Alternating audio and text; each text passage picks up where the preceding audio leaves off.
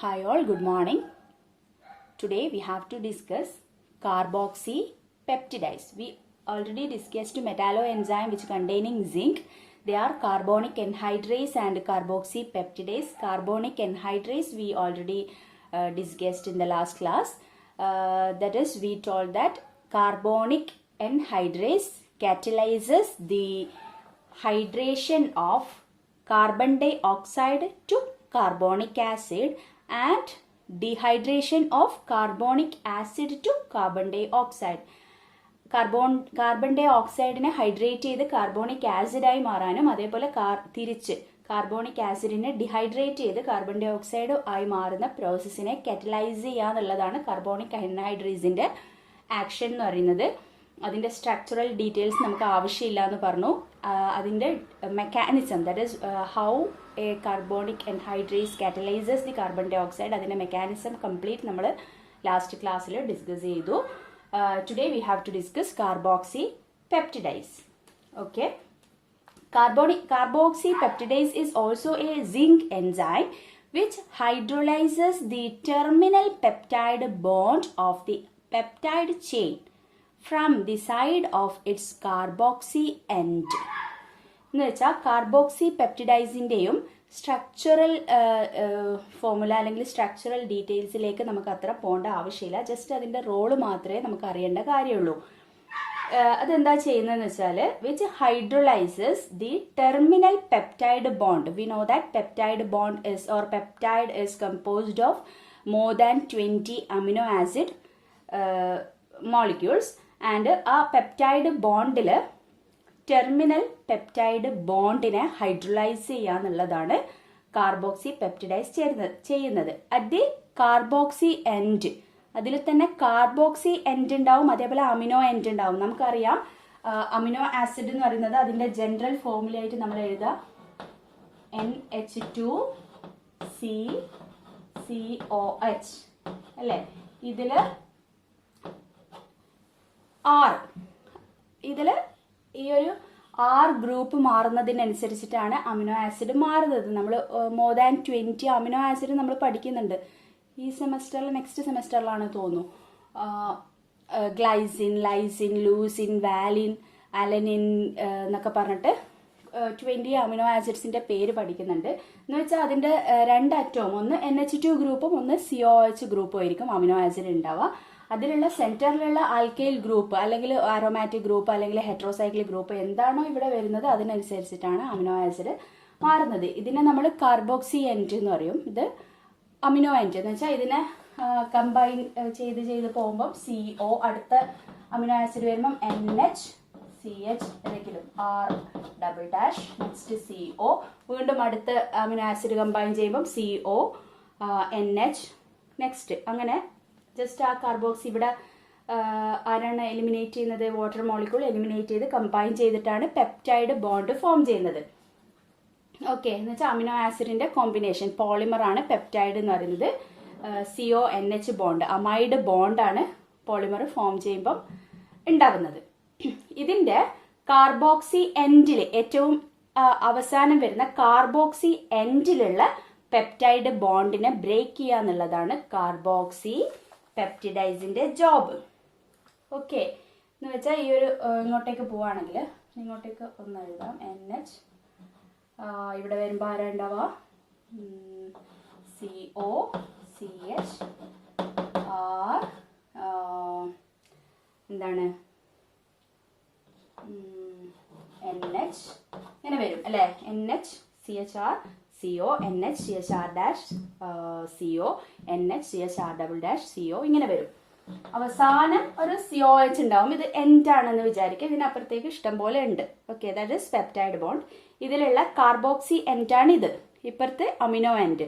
Carboxy എൻഡിലുള്ള peptide bond, ഇതാണ് ഒരു ലാസ്റ്റ് അമിനോ ആസിഡ് എന്ന് പറയുന്നത്.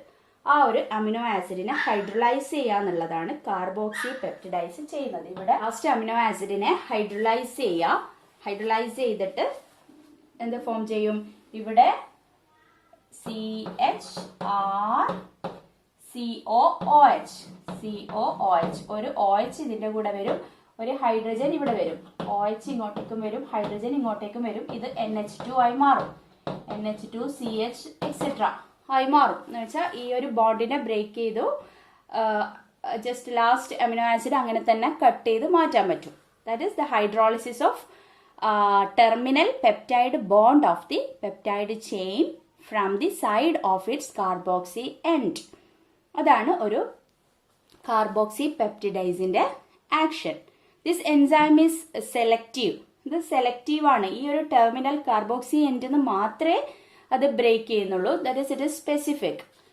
ഓക്കെ, ഇനി അതിന്റെ ജസ്റ്റ് മെക്കാനിസം എന്നൊന്നും പറയാനില്ല, ജസ്റ്റ് അതിന്റെ ആക്ഷൻ ഒന്ന് കാണിക്കാം.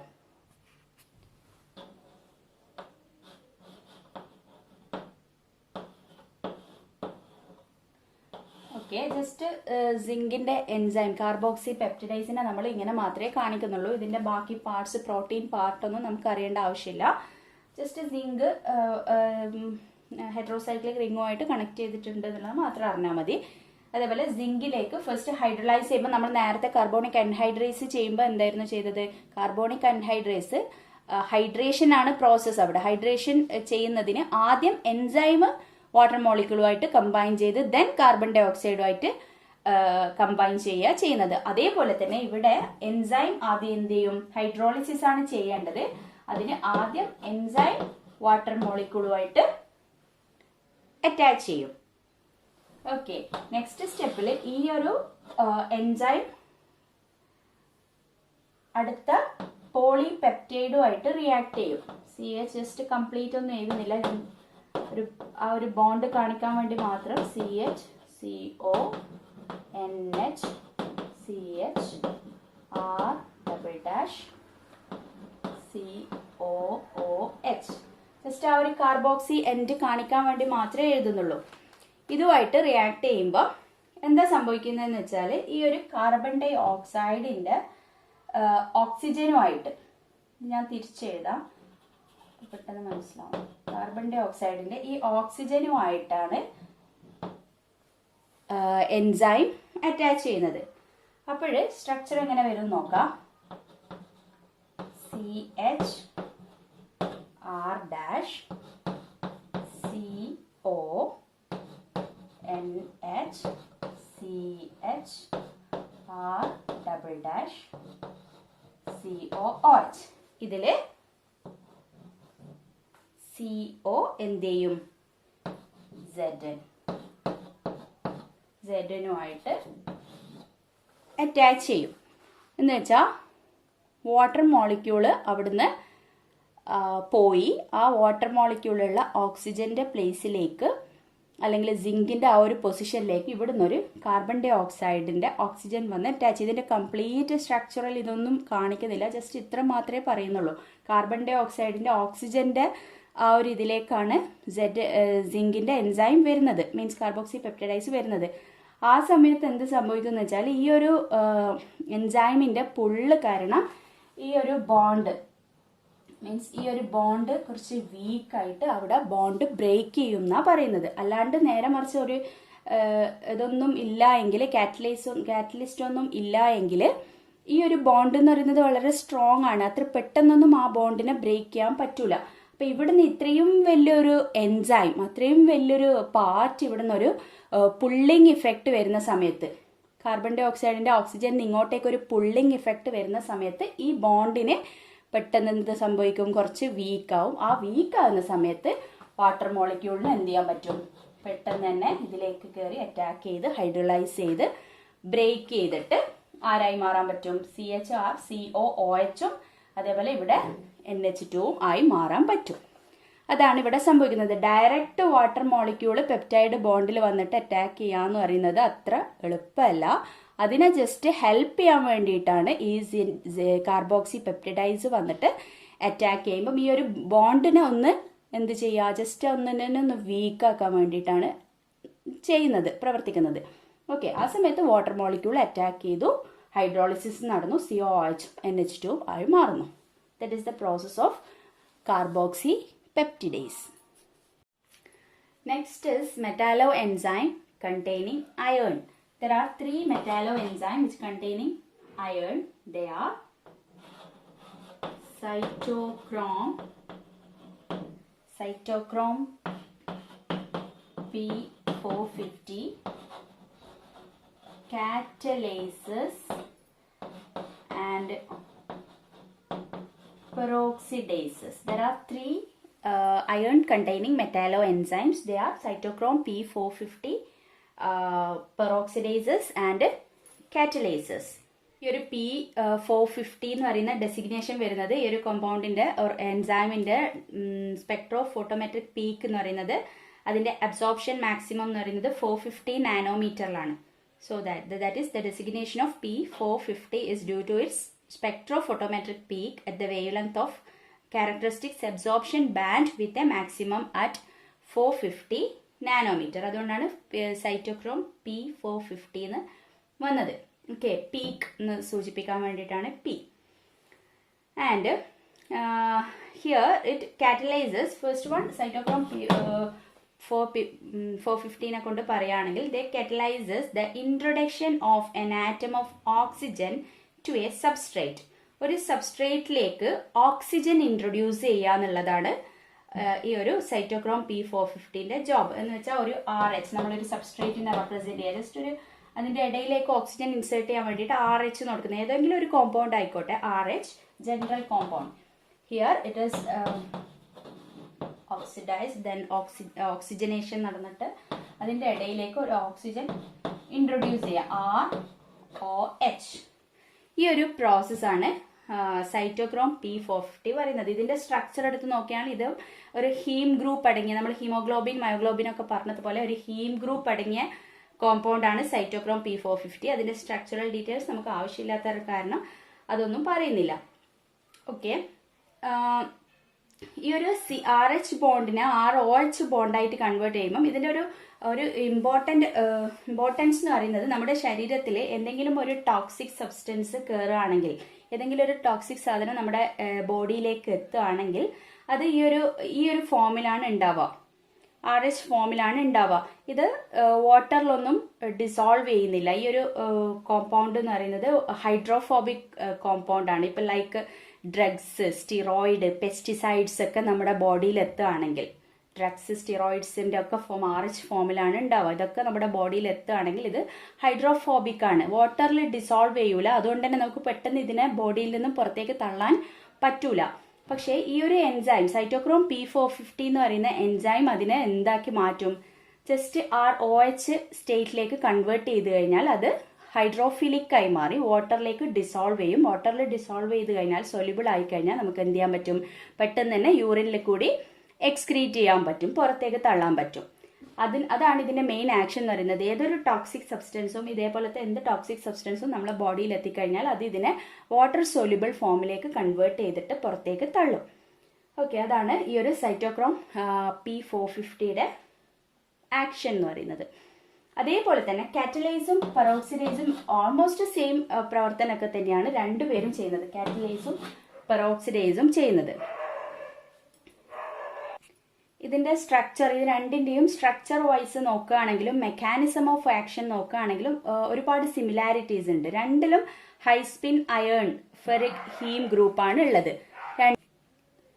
Catalyses catalyse the decomposition of H2O2. Catalyses ചെയ്യുന്നത് ഹൈഡ്രജൻ പെറോക്സൈഡിനെ ഡീകമ്പോസ് ചെയ്തിട്ട് വാട്ടറും ഓക്സിജനും ആയി മാറുന്ന പ്രോസസ്സിനെ കാറ്റലൈസ് ചെയ്യാം. അതാണ് കാറ്റലൈസസ്. കാറ്റലൈസസ് എന്ന് പറയുന്നത് കാറ്റലൈസസിന്റെ process, that is decomposition of hydrogen peroxide. And peroxidase catalyse the oxidation process, that is